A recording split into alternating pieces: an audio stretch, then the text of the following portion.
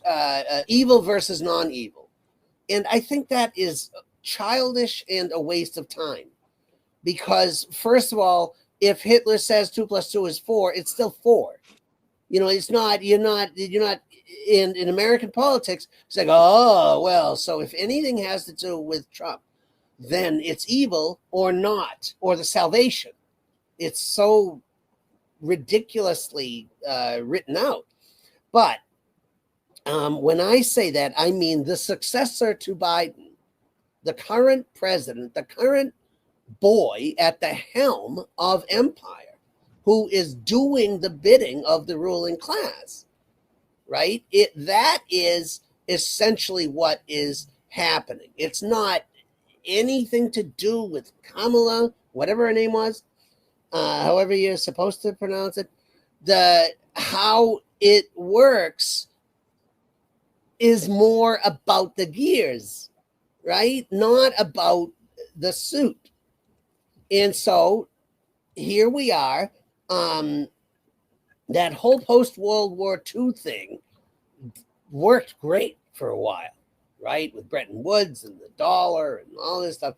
Now you have the people around the T-Man, people pushing this agenda, who are thinking to pull the plug on the global economy, because we're no longer stripping it of everything we can.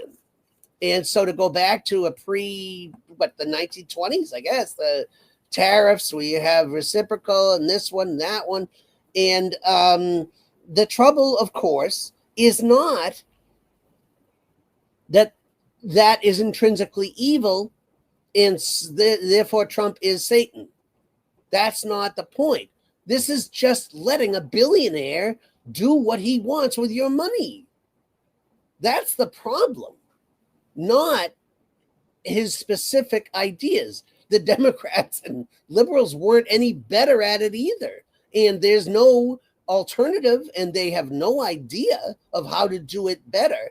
But by restructuring, this will take years, obviously.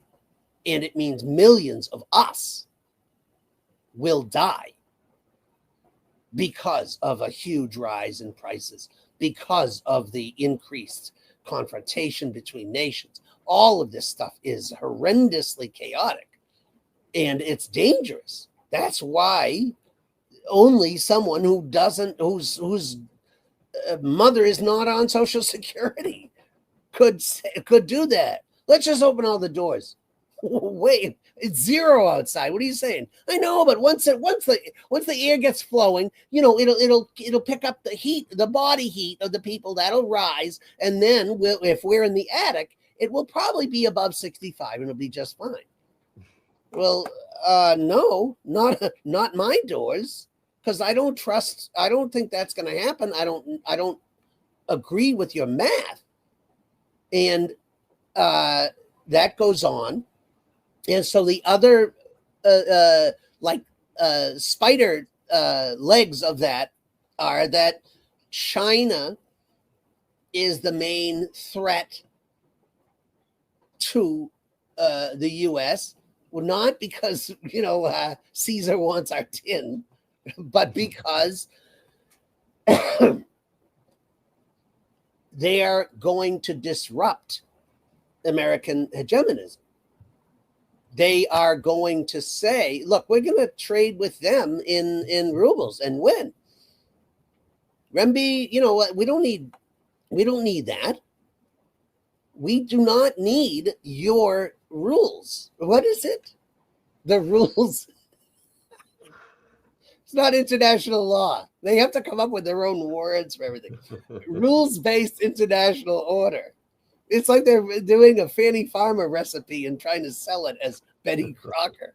Like, that's not international law, because what you're doing now is against international law. Well, we're really trying to promote a rules-based international order. Okay, whatever that means. Dan, do you think that Trump had good intentions, but stopping wars is above his pay grade? Or do you think Trump coming into the position knew which way the dice were loaded from the get-go? Well, I think there's really one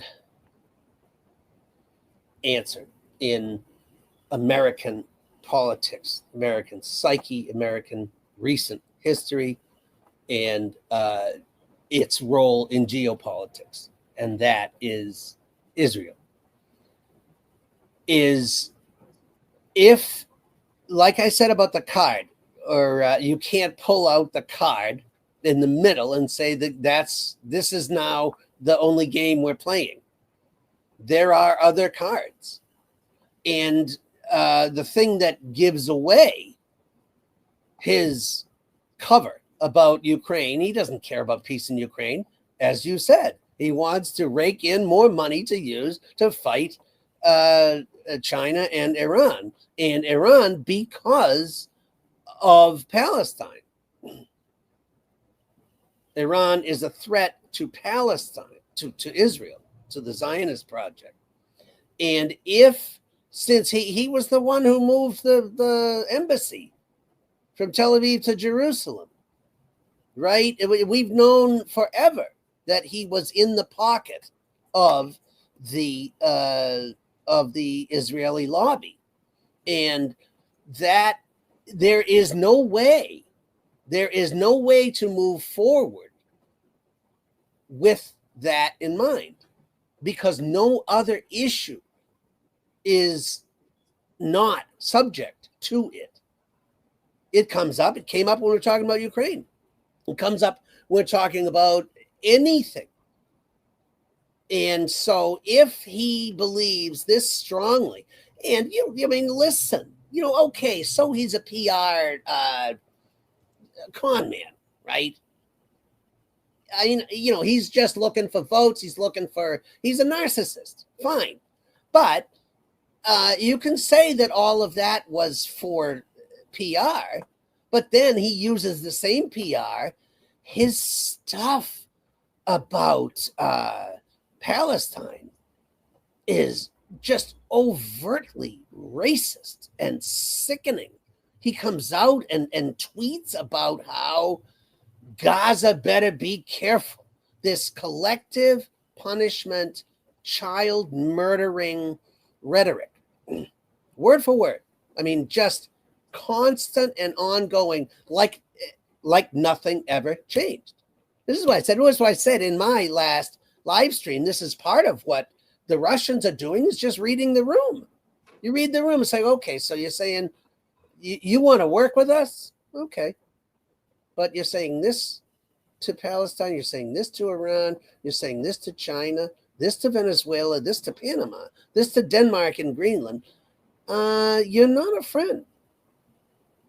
Like I said, it's the arsonist burns down the house to your left and the house to your right, and then comes to you and says, we need to talk about fire suppression. We need to really, really, get a thing going. Have you called the fire department? Do you have... That's basically the space that you're in outside of that bubble. But it's a big bubble, and it doesn't pop on its own. I mean, that is it. And, clearly, when empires die, millions die, right? But when they keep going, tens of millions keep dying. I mean... Dan's reached a milestone, folks. He's 3/4 of the way to 100 subscribers on his new channel. I'm going to put the link in the description box, and I can see, there's a division of viewpoints in the chat, and I think Ron's going to join us in a minute, so you'll be able to call in and express your viewpoint. Whether you didn't tell me about this one, Sean. It's a new function we've just facilitated in the last week. Yeah, so I was hopeful when Trump was saying he was the peace president that he was going to come in. I mean, it's the biggest issues of the day is dropping bombs on the poorest countries of the world. As far as I'm concerned, using my taxpayers' money for that is disgusting. No matter what your pretext is, It's absolutely disgusting. And I was hoping Trump was going to come in and wind down the Middle East as well. But we've seen the bombing of Yemen. We've seen Tulsi go from 5 years ago, calling out the bombing of Yemen and the Houthis, now completely reversing. And we're now on the verge of a possible, huge war with Iran, Israel. I'm with you on the hoping, but I don't know about the Middle East. So that was always the keystone for me on thinking. I mean, I felt, first of all, you're running against an idiot representing a scam, a complete debauchery of democracy, to have no candidate and that was a joke of a campaign and a candidacy, and people hated Biden for very good reason. The lies and, like you say, the constant use of our money to bomb the crap out of other people, right? And so, first of all, it is reasonable to see hope in an alternative. Anything is better than that. Anything is better than that. And in order to convince enough people, they had to float this idea that this person was not only not the peace man, that he was Satan. That this was the end of the world, which is what the Democrats have been saying with every goddamn election in 40 years. This is the most important election of your life. Why don't you do something when you're in office, and then we won't necessarily have to think that way? But I will say, in response to that, that the Middle East stuck out for me in that thought process, thinking, what the hell? People have a right to be angry. They have reason to be angry. And this candidate is just a loser. That is a complete trash candidate, stupid idea, should never have happened. But if you look at what he has said and done in the Middle East, it's not going to bode well. And I'm never right. So I love being right once in a while. It's like, yes, see, I knew. Of course. I can see Ron has joined us now, folks, and he's going to explain to the viewers how you can call in and ask Daniel a question. Or take him to task. By the way, we're gonna Yeah, absolutely. So what we're going to do is I'm going to post you a Discord link in the side chat. If you come and join the Discord, you will see a section of the Discord called Call in the Streams. Go into the waiting room, and I'll pull you into the live room, and you'll be live on the Sean Atwood channel and able to pitch your views and questions to us all. The link has just gone out in the side chat now. And of course, if you're part of the Discord and want to get ahead of the queue, please come and join the waiting room now, and we'll see what comes, my G's. And Sean, I didn't even have time to call all my friends.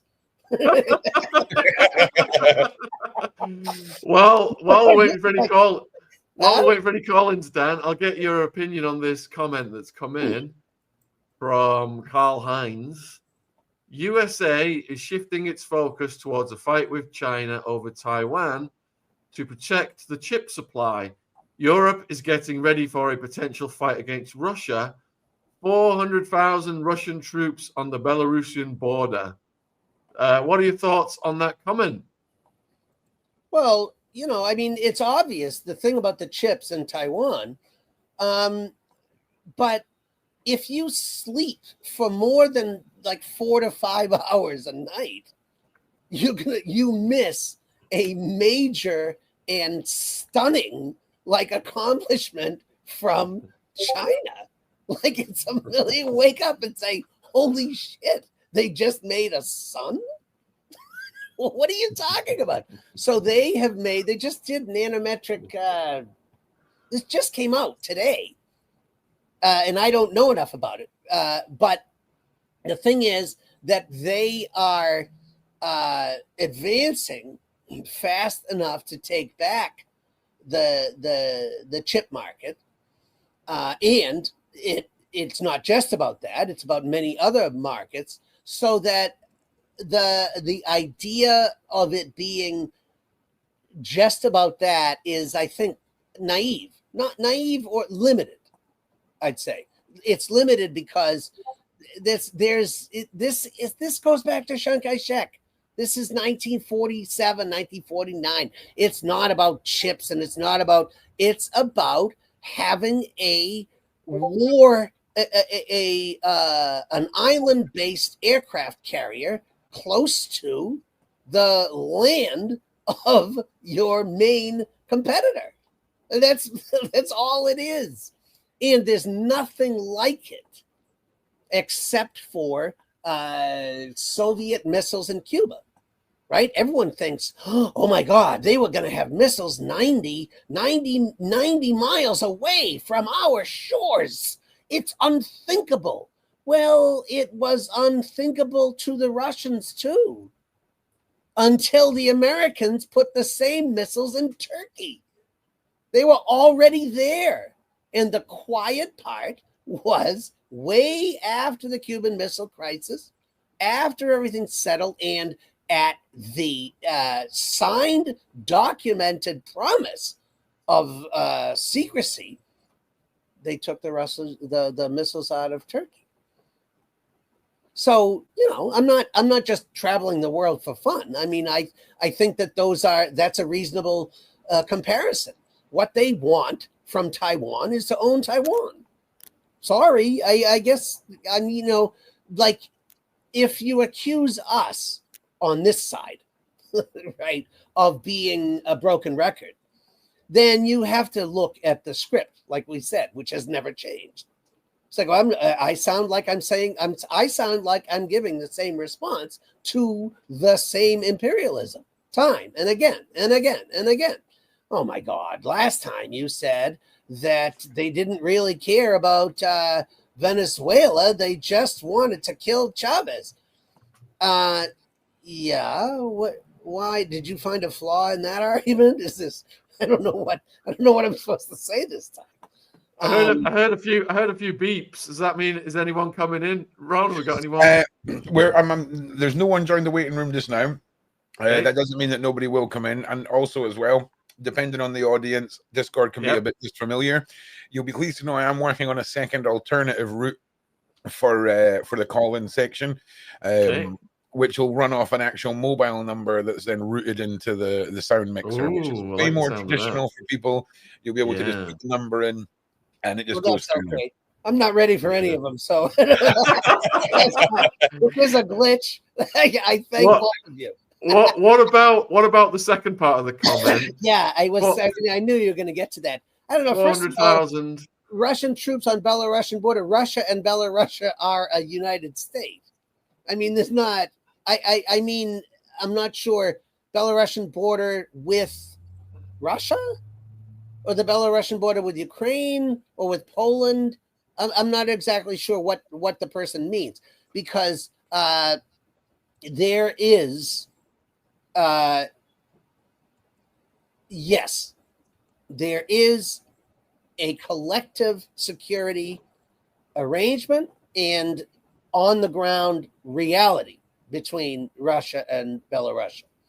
And there are going to be hundreds of thousands of troops, Russians, on the border with Russia or Belarus and any neighboring, possibly hostile country like Ukraine. I mean, are you saying what? That they shouldn't have people on the border with Poland? I mean, or Romania or Hungary? I'm not. This is, again, it's poking at that same thing. Russia's ready to invade Europe. Russia was never had any interest in invading Europe, and it's not going to happen. That's not the point. If you keep saying that, you miss the point. Like you said, you miss the fundamentals of the argument. Russia is defending itself from the U.S. using Ukraine or Lucy We'll take the guy from Negan's baseball bat with the with the barbed wire wrapped around it. Whatever weapon they can have to use against Russia. And Russia's job is to stop that from happening. So if, say, an anonymous country A was next to an anonymous country B, and all the countries that surrounded B were sending arms and ammunition and guiding the missiles from country B into country A, if you strip any of the details away, why wouldn't Russia just bomb the crap out of Brussels and Ramstein and Wiesbaden and Poland? I mean, are they crazy? They think that providing Starlink, providing the one that just happened, I forget because they happen all the time, was done by the French and the British. There isn't even, that's what's so bizarre. There isn't even any discussion about this anymore. They know it and they're saying it openly. And the New York Times came out and said openly that, guess what? We're revealing this. We're revealing this great horrific secret, like they're publishing the Pentagon Papers or some shit. Like they have, we knew this. We have known this from day one. This is not even a proxy war. They just happen to use the proxy war, and now they don't know what to do. These damn Nazis just won't stop fighting, so they can't stop the war. This is a U.S. war on Russia. Yeah, and anyone who points that out, Dan, sadly, the mainstream media and Piers Morgan, the automatic knee-jerk response is you're a Putin repeater. You're repeating Russian talking points. Yeah. It's all over the mainstream media.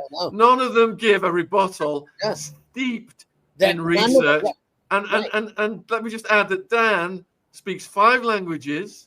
He's studied Russian history and literature at Harvard University, and he's a guest speaker on this. And he's got 75 subscribers on his new YouTube channel. So get over there, and let's get him up to 100, folks. What? I had an obsession with Russian literature for a bit. My sister prefers French. What's your favorite? Who's your favorite authors? Well, there's a huge thing in Russian literature, and I don't know if it was just us, me and my friends who studied. There was a dichotomy between Tolstoy and Dostoevsky, right? And Tolstoy is lots and lots. I didn't have enough butcher paper to, design my room so that I could write all of the character names until to follow the goddamn narrative. And I mean, no, I'm sorry, I shouldn't say that. Tolstoy's a brilliant writer, unbelievable. Let me interject. War and Peace is my all-time favorite book.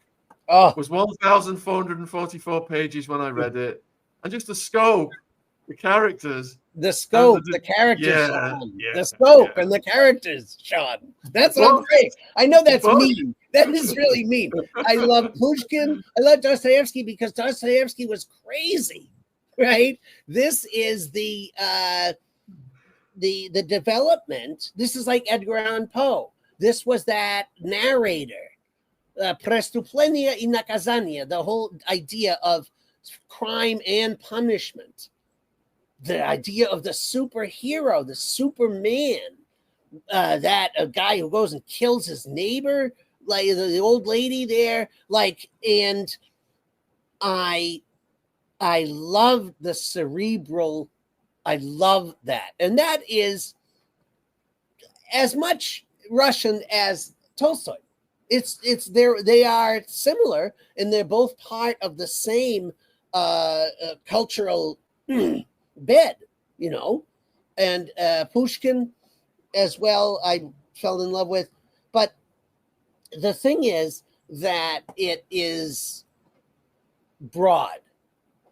That's the other thing. I think that my idea of being saying it's a dichotomy is it's a continuum, really.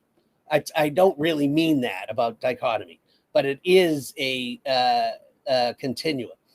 And if you take that same idea and apply it to history and culture, and you come up with the modern Russian state and the agglomeration of the Tsarist past, of the Bolshevik foundations, and the kind of I'd split the current thing into Yeltsin versus Putin.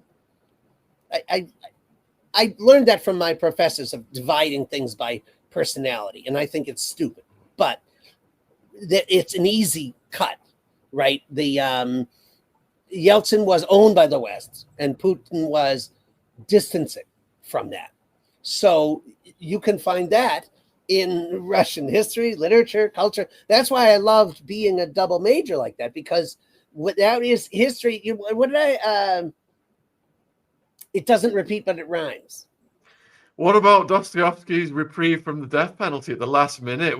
Did he criticize the Tsar? Was that? Yeah. I don't, I've forgotten a lot about what I studied Russian history and literature. But yeah, I mean, that's, I don't think it's something you want, but he also went through a conversion, right, to orthodoxy. And I think I'm less interested in his writing after that point. If you want to join the conversation with your voice, hit the Discord link, folks. We want to. But there was one author you've missed out. There's one you've missed out, and he wrote the most beautiful short stories ever. He could describe two peasants getting drunk, and you would just walk away as if you had read pure magic. And he was a doctor. Lermontov? Chekhov. Oh, yeah. Oh, my God. Best short story. Oh, my God. And Gogol. I mean, take Gogol. Yeah, Gogol. The idea of the government inspector with Gogol. And having this be put into this right now. You have everyone running around, and you have this. It's like, I think Russell would love this, or Edward Albee or something, that the overarching editor's notes, like, do this, no, tableau, stop, everyone stop and freeze for at least 1 minute and face the audience and make it look like it's you're mirroring. That is the only real scene in the movie. Everyone's being stupid. It's, running around, selling themselves. And it's like, yeah, this is you. So that for is any viewers, so beautiful. Any viewers out there who don't like Dan, the only way we're going to let him go is if he gets up to 100 subscribers. I'm going to refresh right now. He's at 88, folks. Turned this into something I never. If you want to troll Dan, subscribe right now. Get him up to 100, and we will get shots of him. I'm not sure. We're not letting him go till he gets 100 subscribers. I love grown-ups. I really. Have you subscribed, Ron, to Dan? Yes. No, but speaking of Russian history and literature and its relation to all this, I did a thing that I said in you can find it on my it's yesterday's live stream.